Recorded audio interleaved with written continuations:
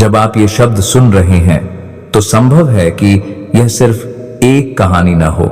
संभव है कि यह आपके जीवन की उस कमी का जवाब हो जिसका नाम आप हर दिन बदलते रहते हैं। कभी आप उसे किस्मत कहते हैं, कभी हालात और कभी जिम्मेदारियां, लेकिन भीतर से आप भी जानते हैं कि समस्या कुछ और ही है।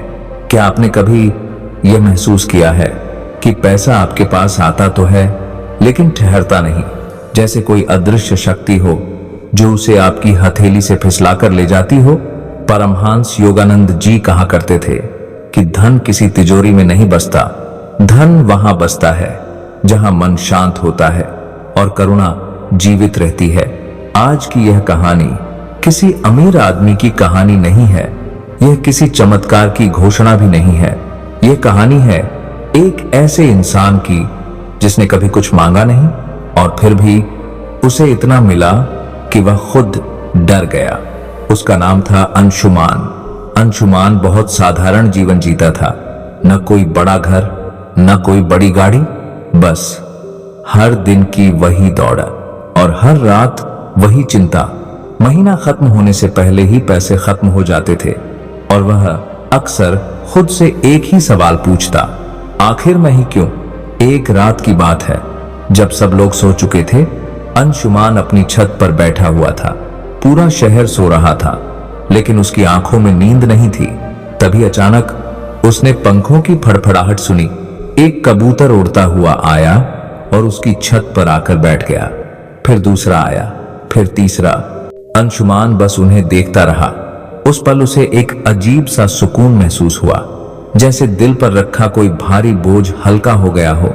अगली सुबह उसने पहली बार अपनी रसोई से मुट्ठी भर चावल निकाले और उन्हें छत पर रख दिया। कोई मंत्र नहीं था, कोई व्रत नहीं था, बस एक खामोश सी भावना थी। थोड़ी ही देर में वही कबूतर वापस आ गए। वे खाते रहे, उसे देखते भी नहीं थे, लेकिन अंशुमान को ऐसा महसूस हुआ जैसे कोई उसे बहुत ध्यान से देख रहा हो। उस दिन के बाद यह काम उसकी आदत बन गया। हर सुबह थोड़ा सा अनाज और एक कटोरी में साफ पानी।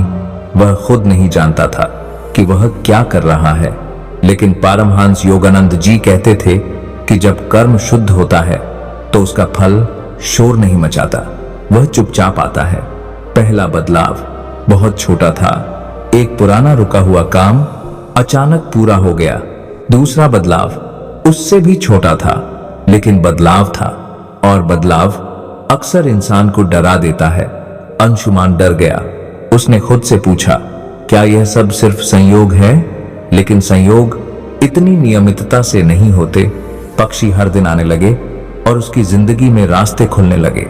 एक दिन एक बूढ़ा व्यक्ति उसकी छत के नीचे खड़ा मिला। आंखों में गहरी शांति थी और चेहरे पर वही सौम्य मुस्कान। बूढ़े ने उससे कहा, तुम बहुत कुछ बदल रहे हो, बिना यह जाने कि कैसे। अंशुमान चुप रहा। फिर बूढ़ा बोला, जब तुम पक्षियों को अनाज देते हो तो तुम ब्रह्मांड को यह संकेत देते हो कि तुम्हारे भीतर कमी नहीं है, और जब तुम उन्हें पानी देते हो तो तुम जीवन के प्रवाह का सम्मान करते हो। अंशुमान की आंखें भर आईं। उस दिन उसे समझ में आया कि धन मांगने से नहीं आता, धन तब आता है जब इंसान उसके योग्य बनता है। समय धीरे धीरे बीतता गया। अब लोग उससे पूछने लगे, तुम इतने बदल कैसे गए? और वह बस मुस्कुरा देता, क्योंकि जो सच होता है वह दिखावा नहीं करता, वह चुप रहना पसंद करता है। आज अंशुमान के पास बहुत कुछ है, लेकिन सबसे बड़ी बात यह है कि अब उसके भीतर डर नहीं है, क्योंकि वह जान चुका है कि जिस दिन उसके हाथ से दया छूटेगी उसी दिन धन भी उससे दूर चला जाएगा। और अब यह कहानी आपसे एक सवाल पूछ रही है, क्या कल सुबह आप अपने घर की छत पर या अपने आंगन में थोड़ा सा अनाज और थोड़ा सा पानी रखेंगे, या फिर आप इस कहानी को भी एक और वीडियो समझकर भुला देंगे?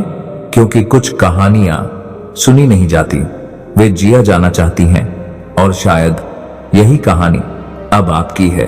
तो दोस्तों, कैसी लगी ये कहानी कमेंट्स करके जरूर बताएं, और पसंद आई हो तो वीडियो को लाइक और चैनल को सब्सक्राइब जरूर कीजिए।